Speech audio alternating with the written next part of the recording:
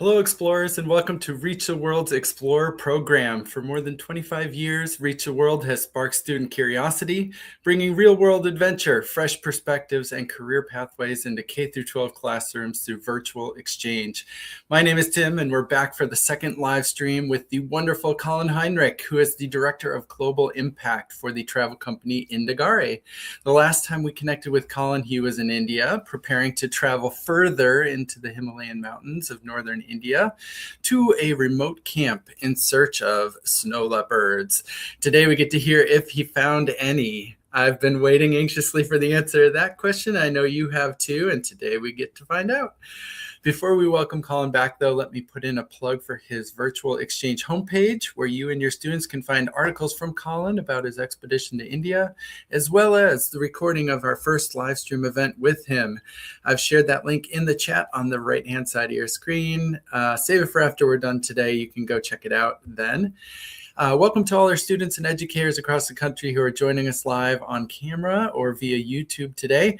After we hear from Colin, I'm going to turn it over to you for your questions, a very important part of Reach the World. So make sure that you have some questions ready. You'll be able to ask them directly to our Explorer expert, Colin. Please be thinking about what questions you have for Colin as we get underway, and we'll get to as many questions as we can. And with that, and without further ado, let's travel virtually to India and welcome veteran Reach the World explorer, Colin Heinrich. Let me find him in my list of wonderful people waiting for me backstage. Hey, Colin. Hello, hello. Good to be here. Hey, it is great to see you. It feels like it hasn't been that long since we've seen you, but also it has been that long because we've been waiting for the results of what you've been doing the last couple of days. And I don't want to dive right into it at the risk of prolonging what everybody wants to know. I want to sort of build the scene here, remind us all where you are and what you've been doing. And I thought maybe we could do that by starting with a map so we can all understand where you are. Yeah, so I'm actually back in Delhi finally. The reason you couldn't hear from me when I was in Ladakh is that actually there is virtually no communication possible when you're in Ladakh. Ladakh is actually a relatively recent addition to the Indian country. Up until 1947, it was an independent kingdom that split off from Tibet a couple hundred years ago. And then when an event happened called the partition, which created the countries of Pakistan and India, Ladakh ended up being adopted by India to protect from any invasion. And so there's a lot of military presence in Ladakh. It's a hotly contested area. China actually lays claim to it as well because of its historical connection to Tibet.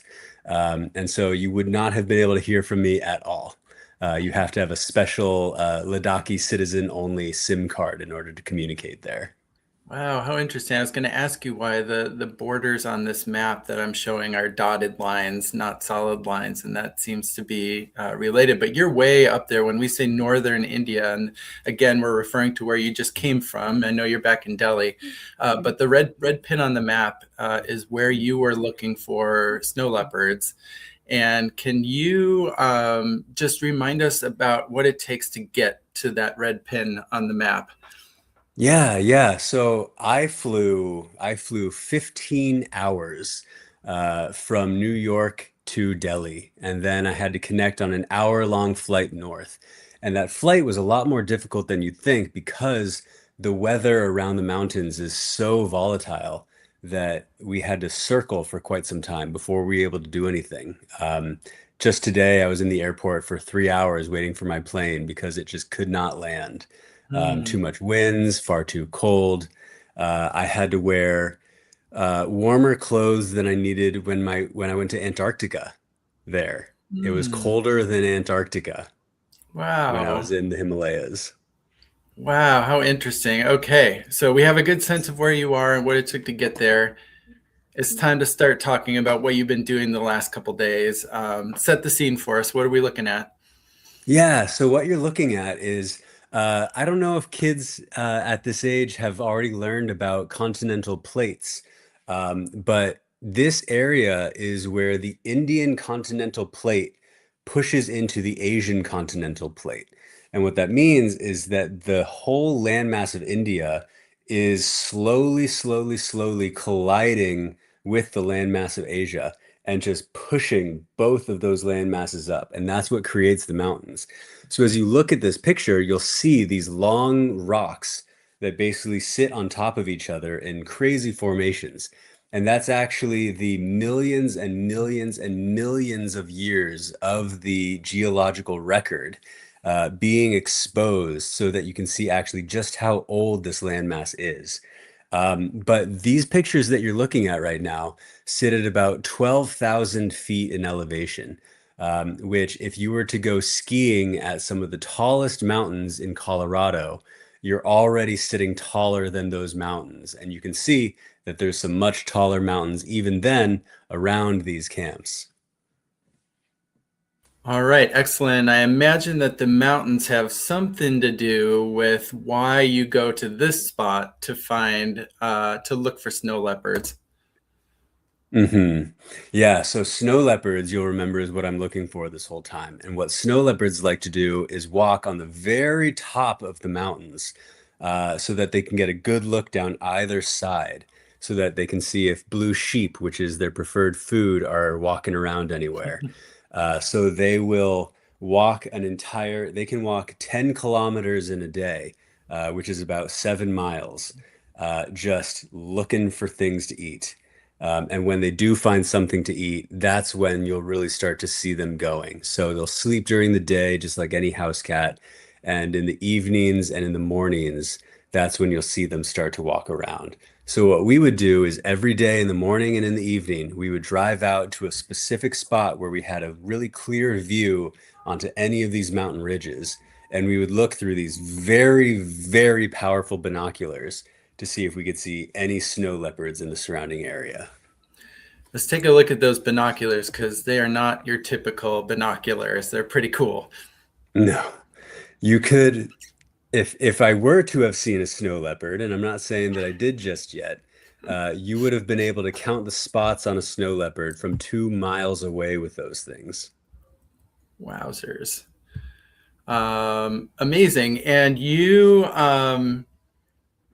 all right. I feel like I've sort of delayed the suspense long enough. Students, thank you for standing by. I have a couple videos queued up.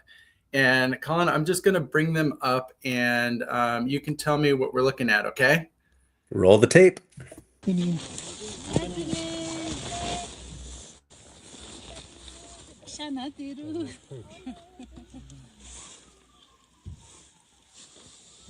That camouflage. Now it's moving towards left. Now It's so hard to see that. Absolutely They're gorgeous. so camouflaged and they go behind so quickly. But we saw a snow leopard. Of the 7,000 snow leopards left across 12 countries, we were lucky enough to see one pretty up close. As you can see, you were just saying you can see the spots on them. You absolutely can. And that big, beautiful tail. They're mostly tail. I'm going to play this one more time because I feel like this video gives you a really good look, side profile.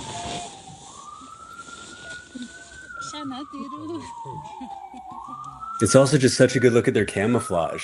They're so perfectly blended into the rocks behind them so that sheep don't see them when they're hunting. now it's Absolutely gorgeous. All right, now that we know there are snow leopards to see, I'm just going to start bringing up these wonderful videos that you have, you caught. So this one was, is this with, which video is this? It's there's a snow leopard walking down what looks like a very steep ridge. It's probably hard for you to see. I'll play it one more time. It's a little bit further in the distance. I know this one. So right now at this video, we're about 15,000 feet high, which is taller than any mountain in mainland USA. How did you feel as you were standing on, a mountaintop watching this snow leopard walk along this ridge, this thing you had traveled so far to come and see? How did it make you feel? It was hard. I mean, for one, the altitude is just the air is so thin that the whole time I'm there, I feel heavy, I feel tired. There's another video that's a little bit better. I don't know if you're going to show the next one, um, that I think more accurately captures the emotions I felt during it. But it's the, let me see if this is it. Yep, this one. I'll let you watch the video first. So you'll see at the bottom of the screen, there's a baby, there's a cub snow leopard. And at the top of the screen is its mother. And just like any other cat, it's pretending to hunt. So it's hiding behind a little rock. Its mother doesn't see it. It's starting to stalk up. It creeps and climbs. You'll see a little butt waggle as it gets excited about starting to do the hunt. Almost.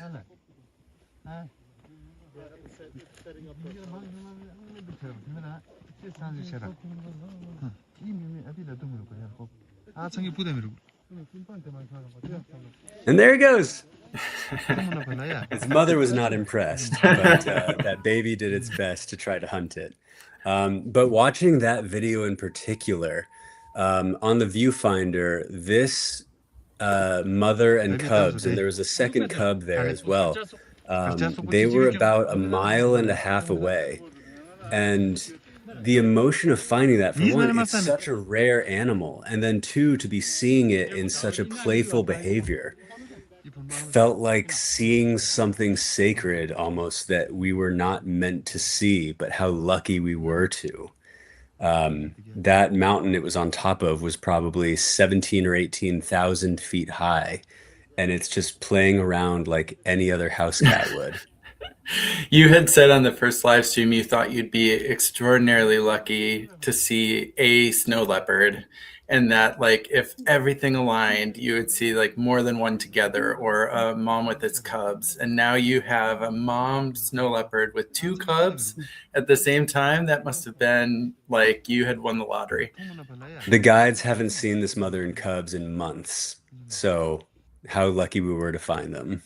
Amazing. One other thing that this reminds me of, and also the next video, we had talked on our last live stream about a lot of us, including students in the audience, have cats as pets.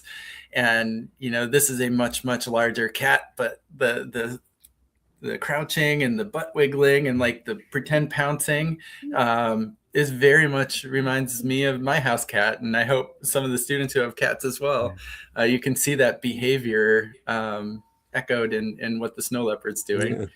They're all just big cats at the end of the day.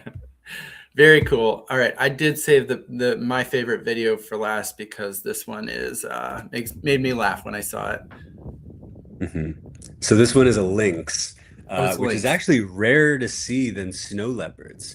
Not that they're more rare as an animal, but people just don't look for them as much. But what a cat-like behavior you'll see, just sliding around.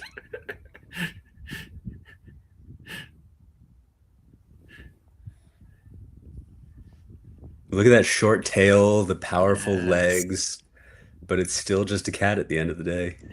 And you can see the difference in the shape of its ears and the length of its tail. That's where I noticed the length difference between the lynx and the snow leopard. Let's see that one again. Mm-hmm. Big stretch.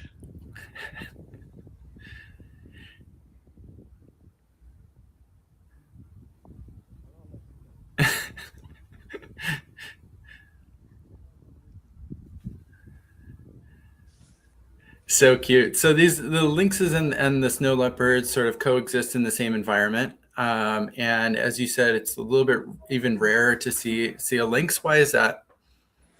They're just not it's not that they're not as common, but people aren't looking for them as much. There is a term called charismatic megafauna in conservation, which basically means that there are very large animals that work well to inspire people to care about conservation. We're talking about tigers, elephants, pandas. Something like a lynx is still a very cool animal, but it's just smaller. It's not something that really inspires as much conservation focus. But the good news is that when people care about snow leopards, when people want to protect that habitat, other animals like the lynx reap the benefits as well. Very interesting. I want to get to student questions as quickly as we can. I have one more question for you before we turn it over to our students who are waiting patiently backstage.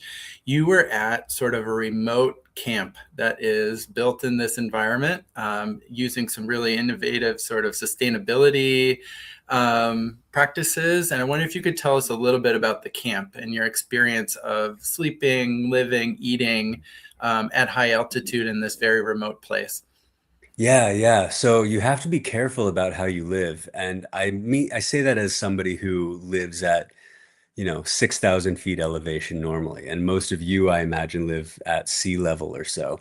But the people that live in Ladakh are used to living at 12,000 feet. And so the amount of care that they give to people who are coming in to see the snow leopards is incredible. They will be taking so much care of you, just making sure that you're hydrated, making sure that you're wearing plenty of sunscreen, because that elevation, the air is just thinner and it's so easy to get sunburned. You'll see that I'm pretty red. Um, but the camp itself is a sustainable marvel. It's all solar powered. There is hot showers just because the hot sun heats the water all throughout the day. Um, Otherwise, you're just hanging out in the camp, reading books, waiting for the snow leopards to be sighted. Um, there is a lot of entertainment to be had as well. Ladakhi culture is very similar to Tibetan culture. And there were times when we had a band come in and visit and play some music from the local area. Um, so it's just a beautiful experience. It's a camp that's fully intended to meld into the surroundings and speak to its Tibetan heritage. And I'm just so lucky to have been able to stay there. Excellent. Well, what a great trip report. We're so excited to see videos of snow leopards in the wild. How cool. And I would guess that before we're done, we'll have to show a couple of those videos again. But I want to get to our students who are waiting backstage, because I'm sure they have some questions for you as well. And for our backstage teachers, I sort of see you in the order you are in backstage. So I'll bring you up and we can ask a couple questions at a time from each classroom. As it appears on my screen, I have Miss Hawkinjoe's class ready to go first. So if Miss Hawkinjoe's class is ready, I will bring you up. And if we have a couple questions, you should go right ahead. Here's Colin. Turn down. There you go. See? How do snow leopards survive in such extreme cold and high altitude? So, something that's really interesting about snow leopards is that they don't experience cold the way that we do. Obviously, they have a lot of fur, a lot of fat to keep them warm. But interestingly enough, even if they didn't have those things, they would not feel cold. So the way that cold works is that your body in your skin has nerves that basically open and close depending on the temperature that you feel. And in humans, the cold nerve is activated at, whatever it is, 40 degrees.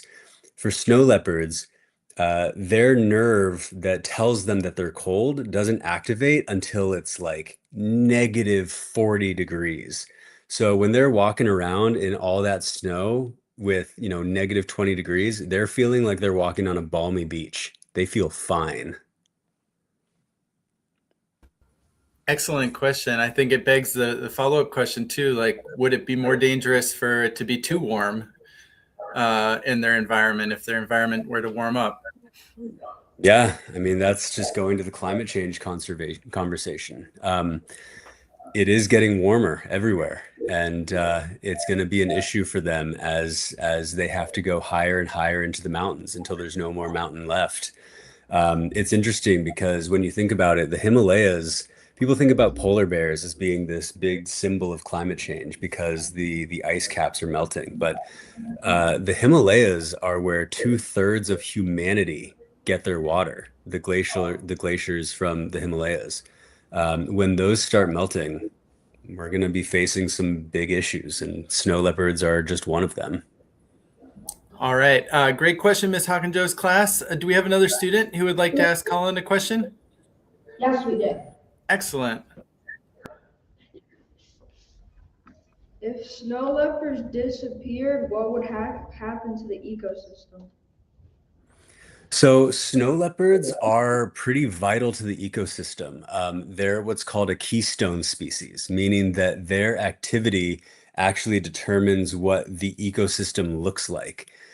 Because snow leopards eat their primary prey, the blue sheep. The blue sheep are grazers, and so they eat a lot of the grass that grows along on the mountainside. If snow leopards were to disappear, those blue sheep their population would explode, and they would eat so much more of the grass. And without the grass, there'd be a lot more erosion. With erosion, there would be a lot more rock slides. With rock slides, a lot of the rivers would be dammed. With the dams, a lot of the water would not make its way down south to the human settlements. So it would have pretty catastrophic consequences if snow leopards disappeared.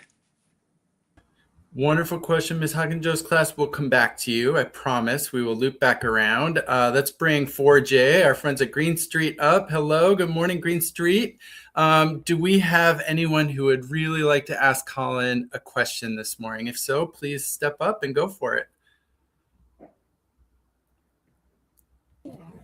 Can you be in it? Are snow leopards anything like humans? And if so, what do they have in common? Well, they're both mammals.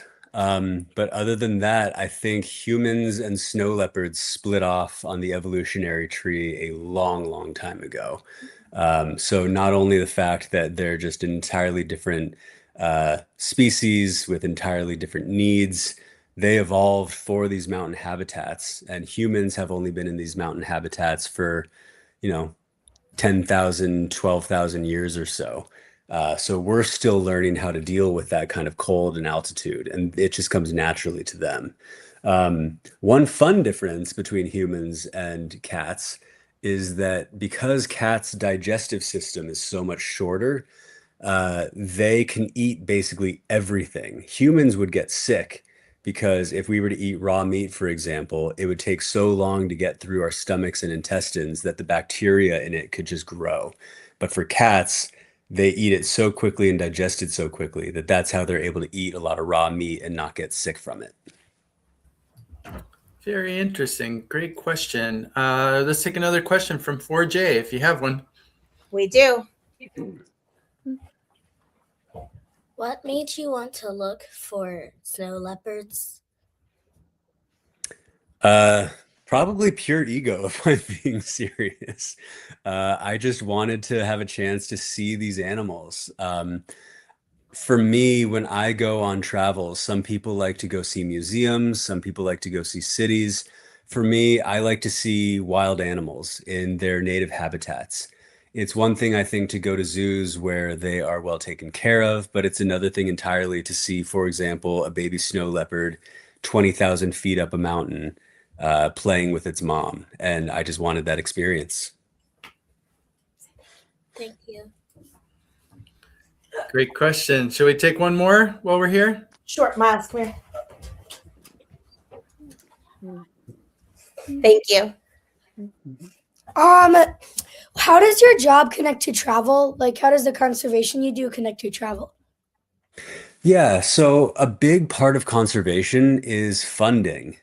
Scientists and people who care for these animals need money in order to operate their projects.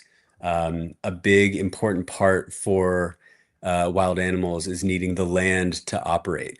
The example I'll give is in Rwanda, where the population is growing so quickly, they need a lot of farmland. And to make more farmland, they cut down forests, and forests are where gorillas live.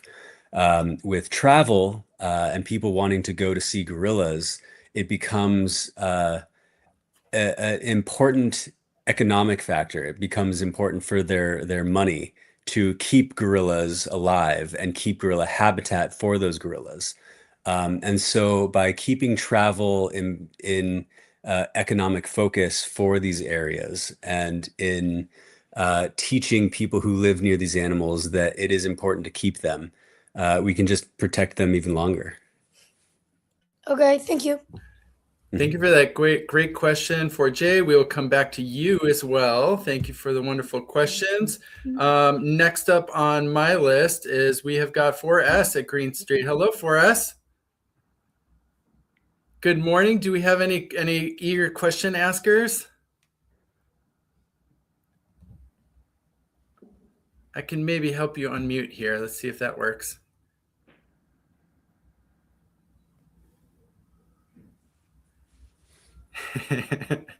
No sound yet. You look unmuted on my screen. Oh, there we go. There we go. Awesome. Okay.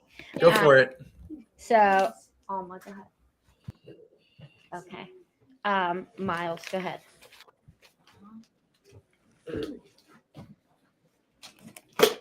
So, like, if you get hungry while you're in the mountains, what do you eat? Yeah, so not a lot grows in the mountains, surprisingly enough. Usually, what you're eating are things that have been stored from the greener seasons. So you're eating a lot of nuts, a lot of dried fruits, a lot of jerky. We had a lot of yak. If you've ever seen a yak before, it's like a cow kind of. A lot of rice. Basically anything that you can grow in the summertime and then store all through the cold seasons. That's what you're eating. Thank you.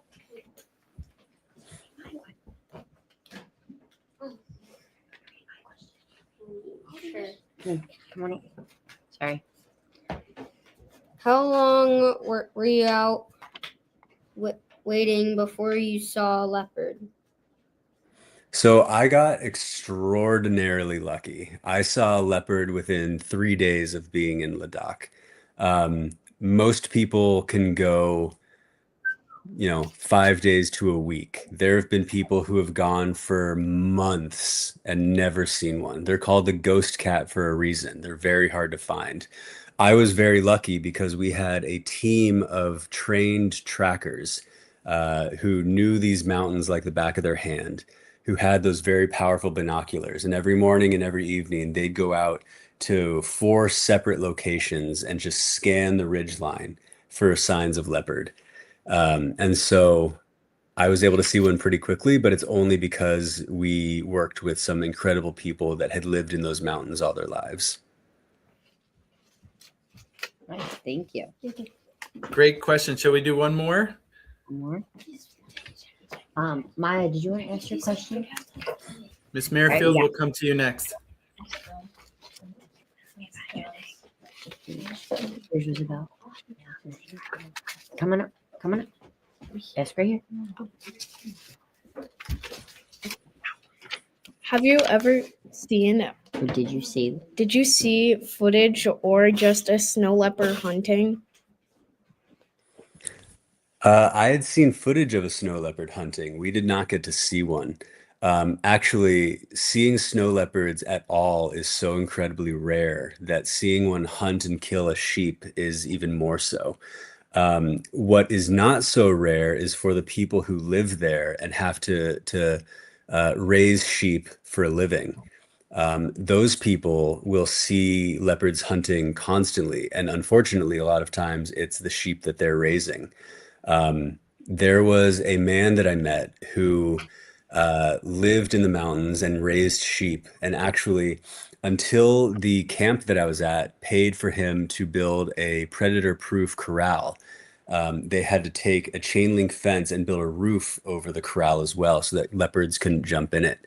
Until that happened, he had to sleep outside in negative 20-degree weather every single day because he needed to be able to scare off a snow leopard if it decided to hunt its sheep.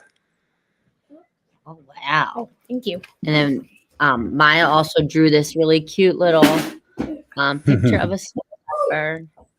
I love it. That's very good. Very nice. Thank you for us. We'll come back to you in just a little bit. Colin, that's a good, I want to go to Miss Merrifield's class. I'm sure they have some questions, and then we'll talk a little bit more about sheep. My name is Chloe Hope, and my question is, when you were in the mountains, did you see any people besides the people in your camp? Yeah, so the population of Ladakh is very small. There's only a few thousand people there. And they are structured around these villages that are deep in the mountains. And so you will meet, for example, a village of maybe 30 families who all live together, and they support each other. There's one shepherd in the village that will take everybody's sheep out during the day. They'll cook food together. They'll go to festivals together. But being so isolated from everybody, they have to be very close within their village. Thank you. My name is Naima, and my question is, how long have you been looking for snow leopards? So this was my first trip. I had wanted to see them for quite some time, and I was finally able to come and do it. I started thinking about this trip about a year and a half ago, and planning and figuring out the timing and working with guides to find their services. So it took a long time to plan, and then on the ground, it all happened very quickly. So I just returned from it was a week in Ladakh, Oh, wow. but a lot of that's prep time beforehand. Okay, thank you. Shall we take one more from Merrifield? Oh, My name's Christopher, and my question is, do you use any other gear than binoculars? Any other gear than binoculars? Mm-hmm. Yeah. So being in the mountain, so let me just tell you a little bit about what my day looked like. I would wake up in the morning, and it would be negative 20 degrees outside. So I would have to put on a pair of long woolly underwear that goes down to my ankles, 2 pairs of socks. So 1 pair of socks and then a second pair on top of that. I would put on a wool base layer on my body, then a coat, then a puffy jacket, and then a shell on top of that. So 4 layers. Then I would put on ski pants. Then I'd put on sweatpants. Then I'd put on ski pants. So 3 layers on that. Then I would put on boots, insulated boots. Then I would put on some thin gloves just to keep my hands warm, but still keep my fingers mobile if I needed to take pictures of something. Then I would put on big, thick ski gloves that are so warm, but they keep your fingers from moving. Then I would put on a ski mask that covers your whole face and just leaves this showing. Then I would put on a beanie, and that would be everything that I need to stay warm, because you're sitting in the cold for hours and hours, not moving, trying not to make a sound so that you don't scare anything away. And you're just sitting there waiting, looking through your binoculars to try to find anything. That's a lot. Thank you. that is a lot. It sounds like this could be a conversation about Antarctica, but we're talking about India, which most people don't necessarily equate with very, very cold weather. But as we have learned, very, very cold. Do we have one more question from the Merrifield team? Or shall we come back to you? Okay, very good. All right. I didn't want to try to do this until our first round of questions was over, but I have one more video that relates to something you were talking about, Colin, and that is these guys. Can you tell us who what these are? Yeah, these are little baby sheep. Those sheep were born 3 days ago. And are these these are the sheep that the snow leopards like? Yeah, so you'll see on top of this corral, there's a whole big chain link fence, and that's to prevent snow leopards from jumping in and eating any of the sheep.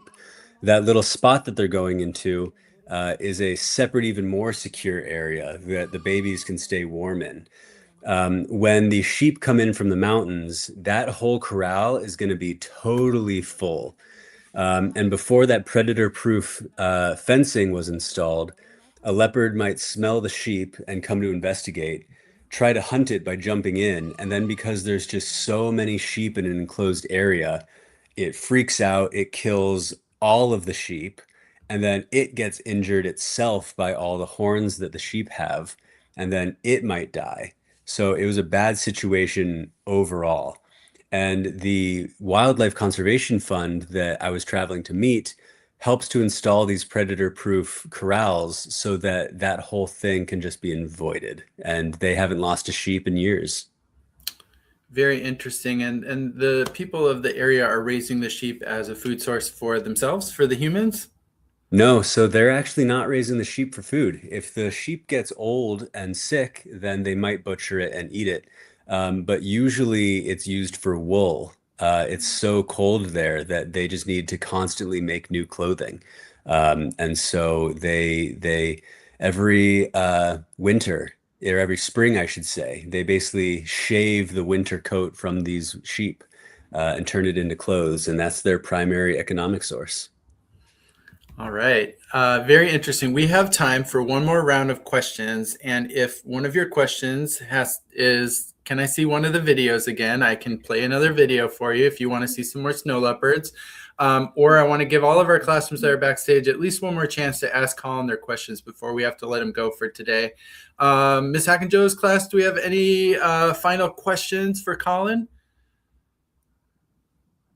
Yes, we do. Thanks for calling on us because we have a presentation next, so we're going to have to disappear. Oh, excellent. Good timing. Good timing. My question is, what are the biggest threats to snow leopards right now? Yeah, so snow leopards are incredibly lucky because they don't face the same sort of pressures that a lot of endangered animals do.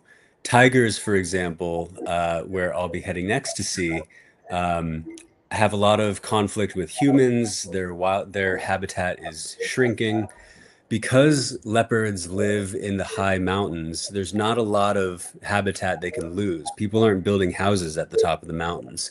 So the biggest threat they really face is in certain countries where they are not protected. If a leopard were to kill a human's livestock, for example, some of their sheep, that human might then go and hunt and kill that leopard just to prevent it from killing any more of their sheep. With projects like the Protected Corrals, with organizations that give payouts to farmers that lose sheep, that kind of pressure is lowering and it's becoming much less of an issue. So snow leopards populations are pretty stable right now. There's certain areas where they are still poached for their fur, but that is a very, very strong crime nowadays with a lot of jail time. And in places like Ladakh, where they're seeing money come in from tourists like me who want to see these snow leopards in the wild, they're learning that it's more valuable to keep a leopard alive than to kill it. So they're doing okay. Good, great question. Very, very hopeful answer. I'm happy to hear all of that. Do we have another question or two, Ms. Hackenjoe, before you have to go? Yeah, they have one more. Okay, great. My question is, has anyone ever put trackers on them? Yeah. So that's a big important part of what these conservation organizations do. They put a collar on it that has a radio signal. And with those, they can track where the snow leopard is at all times. And that's a really important part of science because it tells them when they're starting to gather, why they might be gathering, where they're going, what altitudes they're at. So yeah, collaring and tracking snow leopards is a really important part of science. Thank you, Ms. Hackenjoe students, for the great questions. If we don't get back to you before you have to go, thanks for joining. Have a great week. Thanks, you too. All right, let's go. I see 4J waiting with some questions. Let's go back to our friends at 4J. Hello, you're always so happy. You're always waving from the background. I love that. Do we have a couple more questions from 4J? Definitely. All right, I'm real. You're researching about tigers. What are you gonna do next? Yeah, so after this, tomorrow I'm catching a flight to a place called Jabalpur, and that's where I'll be heading to a tiger conservation center, where I'll be learning all the same things that I just learned about snow leopards, what the conservation sites look like, what they need, and how people in the travel industry can help. That is a great question. And while I have you all on the screen, do you think we should reconnect with Colin after he visits the tigers and get a similar report on what he saw? Yeah, I think so too. We'll get that scheduled and we'll let your teachers know. Okay. Next question, please. You don't remember it? Yeah. How many feet or how far were you to the snow leopards? So, like I said, it's in the mountains. It's not easy to get from one place to another. So if you see a leopard, you can't leave and go to find it to get closer before it just runs off. So with those big binoculars, I was able to see it very well, but we were still about 1.5 miles away. So imagine driving on a highway for a full minute or 2 minutes even to be able to get to where we were to the leopard. Thank you.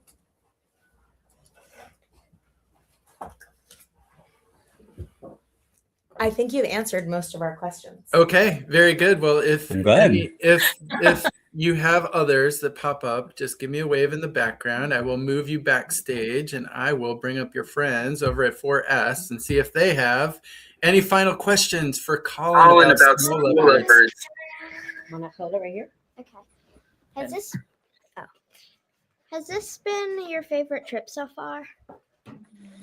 You know, it's hard to say. That is such a good question because I don't think it's really possible to judge trips like that. They all offer something so different. This trip was challenging. The altitude was so high. I was feeling very sick a lot of the time up there. There was so much waiting. So not every moment was my favorite trip. But seeing the leopards and having that payoff was just such an exhilarating feeling that I'm never going to forget.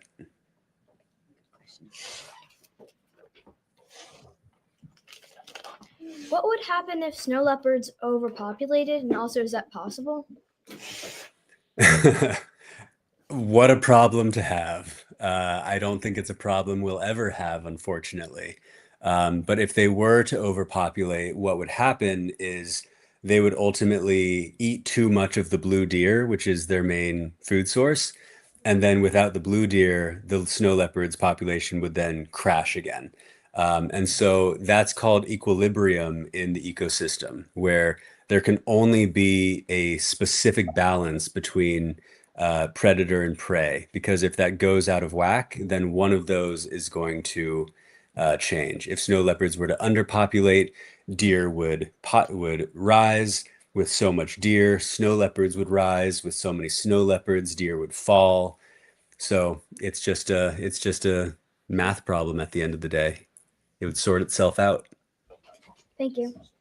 Mm-hmm. We got last one. How many spots do snow leopards have? The changes. So actually, this is one of the main ways that scientists decide which snow leopard is which. If they look through binoculars and they see a snow leopard with a specific spot pattern, that's how they can tell, oh, that's, whatever the name of the snow leopard is. You need to get a really good look at it to do that, to be able to really count its spots. But yeah, it's every leopard's different. It's like fingerprints. 4S, what wonderful questions. Thank you so much for those great questions. We're going to bring up Miss Merrifield one more time here, see if there are any more questions from the Merrifield team. Oh, we've got one ready to go. Excellent. Take it away. My question is, do snow leopards ever come down from the mountains? And if so, how far do they come down? They do. So this is something that you're really only ever going to see if you're a Ladakhi local. But snow leopards do come down. One of my guides was telling me a story about how he was just at home and all of a sudden he heard a loud sound out front. And when he checked and he opened the door, he had to look and immediately slam it shut because what he found was a snow leopard attacking a stray dog that had wandered in front. And just a big, scary experience. But there's never been an attack by a snow leopard on a human, so it's not really something to worry about, but they do come down. Somebody asked a question earlier about tracking snow leopards. One of them had a collar on, and they tracked it walking through town, and it actually wandered into a mosque in town and stayed there for quite a while. And they ended up naming that leopard Muhammad just because of that. Thank you. Mm-hmm. My name is Maeve, and my question is, what do you wear at night? At night, we were really lucky because we were sheltered, and there was heaters inside the room. So I got to wear just what I would normally do. I didn't have to wear those big, bulky coats or anything when I was indoors. Thank you. Mm-hmm. I'm Naima, and my question is, how do you know if a snow leopard is a male or a female? It's hard. You really can't. The best way that you're going to be able to tell is if a female were pregnant, for example, its belly would be much bigger. The other way you can tell, if you watch them long enough, the way that leopards mark their territory is that they spray pee on the rocks so that if any other leopard were to come through, they would smell it and know that that's that leopard's territory. So if you watch a leopard long enough, you might see it spray.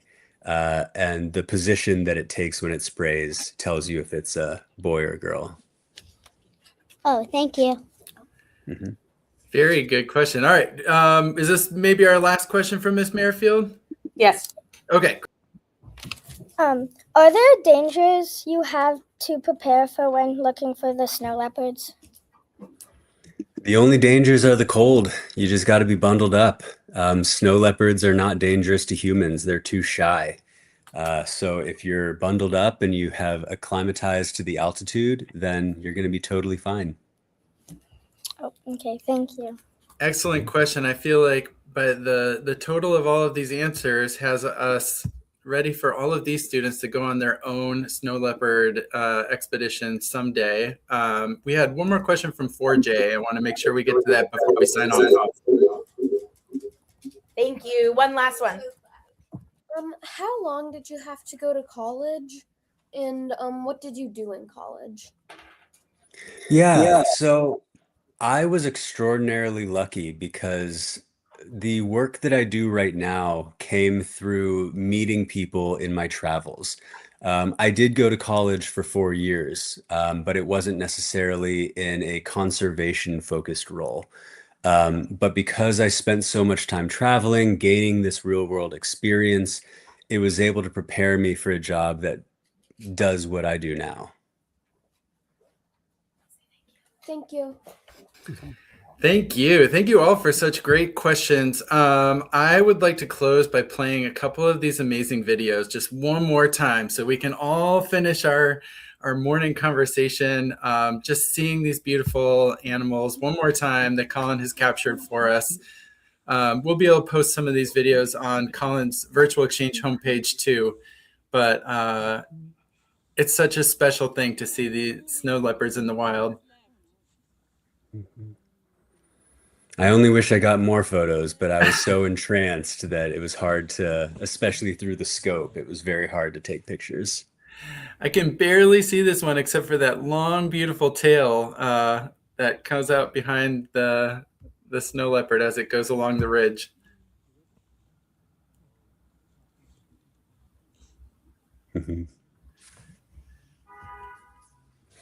All right, and then we'll finish with the lynx, that playful lynx that I think is making us all smile. Oh, is that the right one? That is. I think it was. I just had it a little bit too late.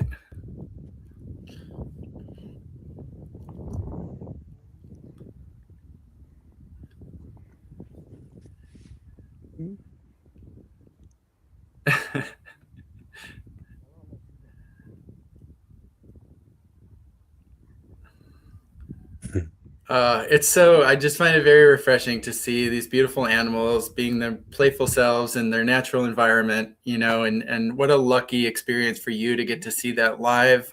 And thank you so much, Colin, for joining us to tell us about it. We have got our students still here. I might just bring them back up on stage so we can give you a big thank you and goodbye. Students, can we give a big thanks to Colin for joining us today?